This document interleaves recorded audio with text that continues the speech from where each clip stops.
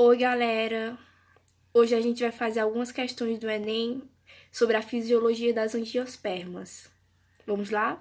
Então, vamos para a primeira questão. Com o objetivo de identificar a melhor espécie produtora de madeira para construção, como resistência mecânica e a degradação, foram analisadas as estruturas anatômicas de 5 espécies, conforme o quadro. Bom, analisando esse quadro aqui, gente, a gente vai focar no cerne. Por quê? Porque o cerne é aquela parte central, o miolo, que a gente chama de miolo da árvore, onde tem a parte mais compactada da madeira e que é de maior interesse para os madeireiros e tudo. Então, como o cerne ele é visivelmente maior na espécie 1, a nossa resposta vai ser letra A. Então, agora nós vamos para a segunda questão. O plantio por estaquia é um método de propagação de plantas no qual parte de uma espécie são colocadas no solo para produzir novas gerações.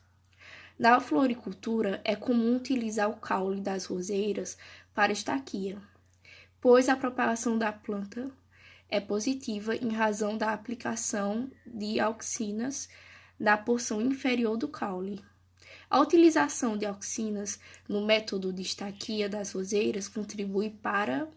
Certo, minha gente, o que são as auxinas? Elas são um hormônio que vai ajudar ali na formação de raízes e caules. Então, mas qual o foco desse novo plantio, dessa nova geração de plantas? É justamente fixar novas raízes. Então, a resposta vai ser letra D. Certo, agora nós vamos para a terceira questão. O crescimento vegetal pode ser influenciado tanto pela disponibilidade de nutrientes como por substâncias reguladoras. Na hidroponia, técnica de cultivar hortaliças sem solo, as raízes ficam suspensas em meio líquido, contendo solução nutritiva controlada para otimizar o crescimento da planta. Para garantir um crescimento satisfatório dessas hortaliças, a solução nutritiva empregada nessa técnica deve conter quantidades adequadas de...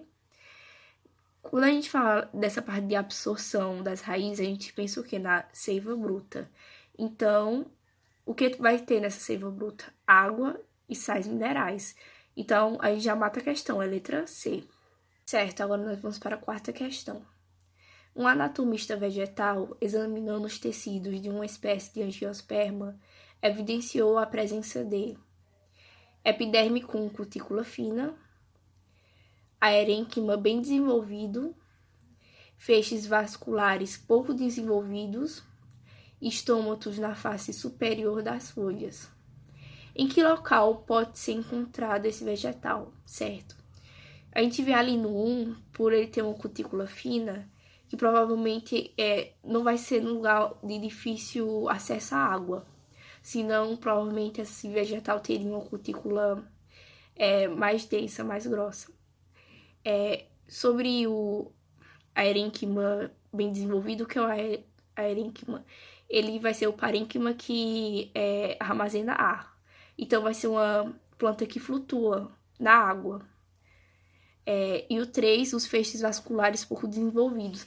Então, justamente porque não vai ser uma planta comprida, uma planta que vai precisar de mais reforço para fazer a condução dessa seiva.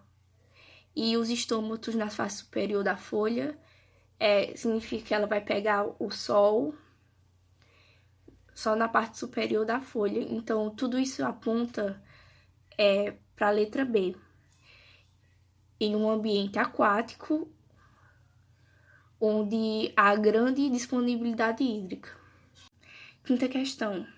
No século XVII, um cientista alemão chamado Jean-Baptiste von Helmont fez a seguinte experiência para tentar entender como as plantas se nutriam.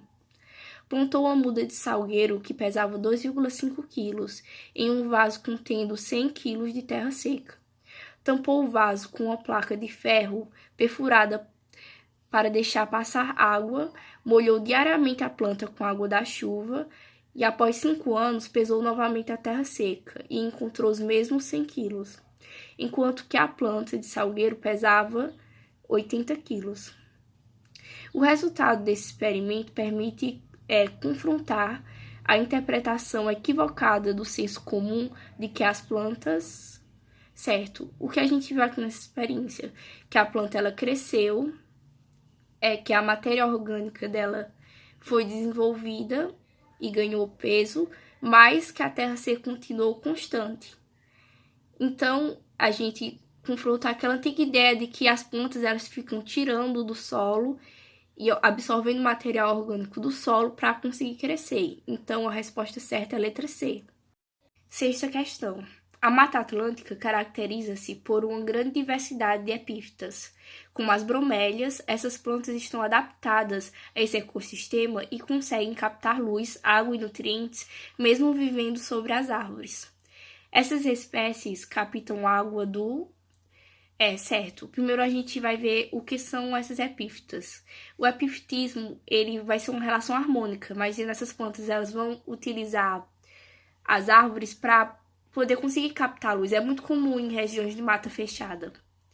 Mas elas não vão perfurar essas plantas atrás da seiva dessas árvores, porque aí já não seria epifitismo, já não seria harmônico.